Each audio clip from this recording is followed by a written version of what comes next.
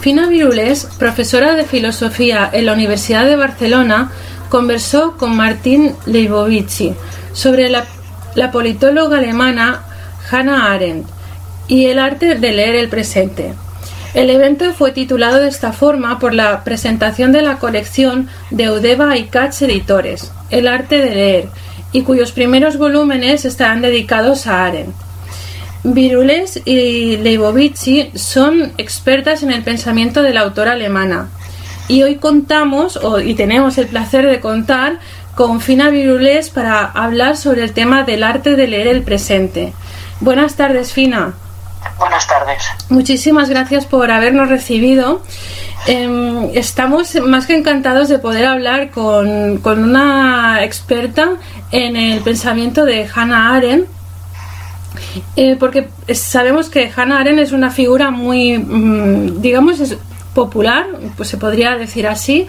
Es una de las filósofas o politólogas más famosas del siglo XX, pero a veces poco se puede saber o poco podemos afinar sobre su pensamiento. En este caso, la conversación que tuvisteis con Martin Leibovici se titulaba El arte de leer el presente. Sí. ¿Nos podrías explicar? Sabemos que va relacionado, como hemos dicho antes, sobre la publicación de la colección de Eudeva y Katz. Pero, ¿por qué es el concreto el arte de leer el presente? ¿Por qué el tiempo presente? Bueno, porque es una combinación del título de la colección de Katz, El arte de leer, y la actitud de Hannah Arendt, que siempre fue la de pensar a partir de la experiencia o de las experiencias que le tocó vivir. Entendía que pensar tiene que ver con comprender los acontecimientos. En su caso fue, en primer lugar, los acontecimientos del totalitarismo, pero también, se dejó interpelar por otros acontecimientos, como por ejemplo, del que hablamos en la sesión con Martín, fue, el tema de la mentira en política, la mentira contemporánea en política, ¿no? Uno de sus artículos estaba dedicado a la crítica o al análisis de la mentira en los Estados Unidos cuando se filtraron los célebres papeles del Pentágono. Uh-huh. En la época del Watergate, para entendernos. Fue como un paso previo a Wikileaks, ¿no?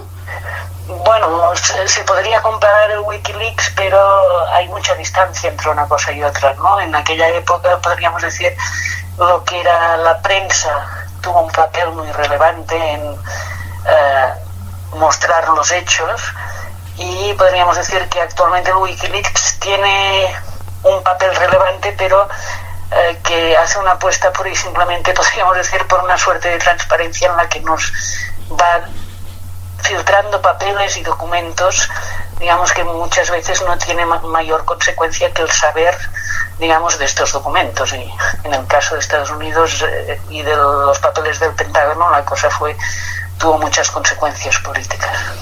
Entonces podemos deducir que la política contemporánea no nos cuenta, no nos revela toda la verdad, y nosotros tenemos que construir una posverdad, como... Perdón, dime. No, decía que ciertamente en este momento, en 2016 me parece que fue, el diccionario el Oxford Dictionary aceptó la palabra posverdad, ¿no? Pero la cuestión es, como plantea Arendt, ella escribe 2 artículos sobre los que hablamos en la conversación con Martín, sobre verdad y política o mentira y política.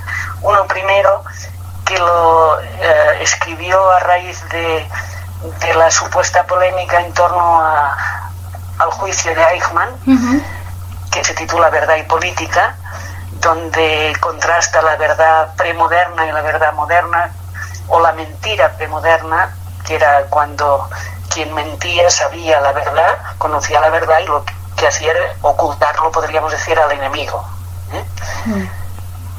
Eso se mentía por razón de Estado, se mentía en las cancillerías, para entendernos, ¿no? Y lo que Arendt muestra es que en el siglo XX, a partir de un momento, la mentira contemporánea tiene que ver básicamente con la confusión entre los hechos y las opiniones, ¿no? Es decir, la idea de que los hechos son opinables y que si una cosa la cree mucha gente es que es verdad. Y en su opinión eso tiene que ver con no tanto que la gente de golpe crea esto o aquello, sino que de golpe nos tornamos cínicos y no creemos en nada, con lo cual cualquier acontecimiento nos parece algo irrelevante, o opinable simplemente. En el otro artículo, el que escribió en los años 70, cuando los papeles del Pentágono, Arendt allí analiza también las figuras que estaban en torno al gobierno americano, que eran lo que ella denomina los solucionadores de problemas, o los intelectuales que cuantifican la realidad de forma que se oculta sistemáticamente, incluso para quien gobierna, la verdad de los hechos, porque el objetivo era crear una imagen de los Estados Unidos como gran potencia, cuando los informes que tenían visos de veracidad indicaban que Estados Unidos no podía ganar la guerra de Vietnam, que se estaba haciendo una guerra en aras de una imagen de un país que fuera la imagen de gran potencia, ¿no? Sí, se podría decir que hoy en día, quizás a bastantes años, porque Arendt muere en el 75, pero han pasado muchas cosas desde entonces, que en este momento, cuando se habla de posverdad, lo que se está diciendo es que en el fondo nos pueden decir la verdad, podemos saber la verdad, pero se convierte en irrelevante. Importan más las emociones, las imágenes, construir lo que ahora se denomina relatos, que, digamos, el atender a los hechos. Y lo que es difícil a veces es poder distinguir entre lo verdadero y lo falso, entre lo que es verdad y lo que es mentira. Realmente a 40 años, casi ya más de 40 años de la muerte de Arendt, y hoy en día con las redes sociales, más que nunca, este pensamiento puede estar en vigencia. Bueno, el pensar de Arendt tiene una virtud, y es que Arendt no es una pensadora sistemática, no nos ofrece un modelo sobre qué pensar para saber cómo actuar, sino que, como decía al principio, ella se deja interpelar por los acontecimientos, de forma que muy a menudo tenemos la sensación de que escribe libros desde perspectivas distintas, porque trata de entender lo que ocurre. Y en este sentido, ella nos puede ayudar quizás a darnos cuenta, digamos, de este cambio entre la mentira premoderna, la mentira moderna e incluso la mentira totalitaria. Es decir, el totalitarismo lo que utilizó fue básicamente recursos muy diversos, pero básicamente un recurso que era la propaganda, que se caracterizaba por ser literal. Es decir, si en la propaganda se decía, por ejemplo, que Trotsky no había participado en determinados acontecimientos, literalmente eso casi indicaba que Trotsky ya podía empezar a huir porque desaparecería, y eso fue lo que ocurrió. O si es falso, como decían los nazis, que los judíos son todos un montón de pordioseros, eso decía la propaganda, eso era falso, pero ellos lo convirtieron en verdad, les dejaron, digamos, sin poder trabajar, les dejaron, es decir, la literalidad de esta propaganda. Lo que Arendt analiza después es cómo los países, llamémosles post-totalitarios, tienen residuos de este tipo de mentira. Sí. Y además, digamos, con la fuerza que ha ido adquiriendo la propaganda, esta idea de la imagen, y como decías tú, las redes sociales, o internet. Pero ahora podríamos decir que Arendt no sabemos qué es lo que diría. A nosotros nos ayuda a pensar que ella pensó, pero nos toca a nosotros, digamos, dejarnos interpelar por lo que está ocurriendo. Exacto. Ella, de todas formas, fue sobre todo una pensadora muy valiente, porque cuando todo el mundo esperaba que, por ejemplo, en el juicio de Eichmann tuviera un discurso determinado, ella tuvo otro, desde otro prisma, y utilizando total objetividad con los hechos. De hecho, ella asistió como periodista casi. Fue una enviada de New Yorker. Ella hizo todo lo posible para que el New Yorker le enviara a hacer la crónica o el informe del juicio. Y de alguna manera lo que se enfrentó cuando se encontró con Eichmann es que aquel personaje, en lugar de ser el psicópata que ella imaginaba, resultaba ser una suerte de persona normal, el perfecto padre de familia que trabaja para progresar en el escalafón como funcionario, que se ocupa de su familia, únicamente que jamás se interroga sobre el trabajo que está haciendo. Es decir, que es capaz de matar millones de personas, ordenar la muerte de millones de personas. Alguien que aparentemente no tiene motivos, digamos, perversos, sino simplemente cumple con una función que le ha sido asignada. Y la pregunta es no tanto si era responsable o no, está claro que era responsable de la muerte de toda esa gente, sino la pregunta es cómo alguien se deja convertir en una especie de ruedecita en un inmenso mecanismo, ¿no? Y esto, podríamos decir, es característico de mucha gente normal. Es decir, es más, de psicópatas hay pocos, de personas normales hay muchas, ¿no? Sí. Con lo cual el peligro es mucho mayor. ¿Y cómo nos dejamos convertir en autómatas que solo ejecutan y no piensan? Pues esto es una pregunta que debería hacerse a quién se deja convertir. Es decir, la pregunta, fíjate que en los juicios de Nuremberg y de Eichmann o de Jerusalén fue la primera vez que se condenaba gente por obedecer. Es decir, generalmente, digamos, la justicia castigaba por desobedecer la ley.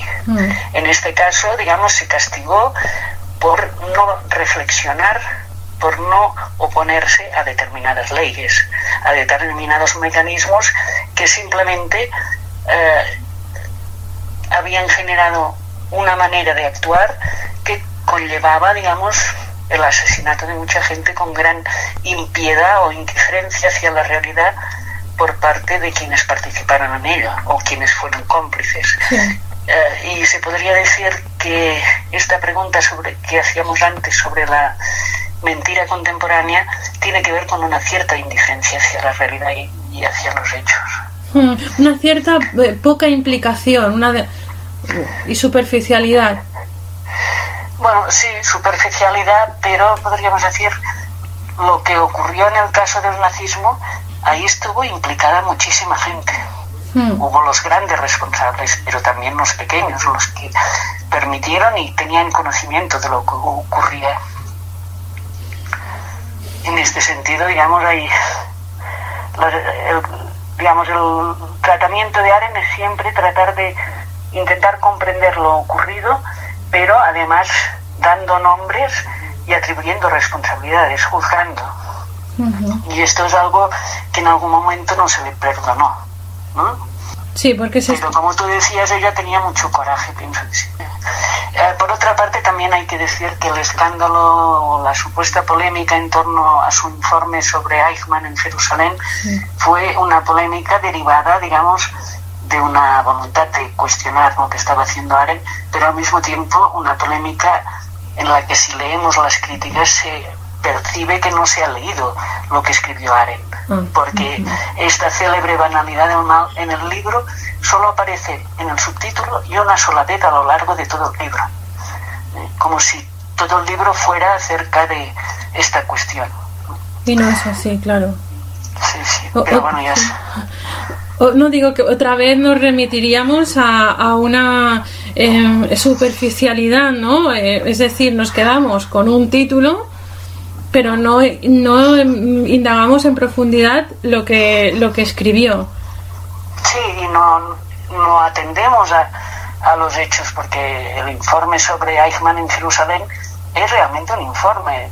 Ahí quien lo lee verá qué dice el fiscal, qué dicen los testigos, qué dice el juez, qué dice el propio Ackman, es decir, ahí una descripción de los hechos del juicio, ¿no? Pero a menudo lo que se ha hecho es simplemente pensar que Arendt estaba proponiendo una teoría sobre el mal, cuando lo que está haciendo es la descripción de aquel señor que tenía, o como le denominemos, que tenía delante, que era el acusado. Fina Virules, muchísimas gracias por habernos concedido este tiempo para hablar sobre Hannah Arendt, y ha sido todo un placer poder hablar contigo de ella. Muy bien, muchas gracias. Muchísimas gracias, Fina, hasta siempre.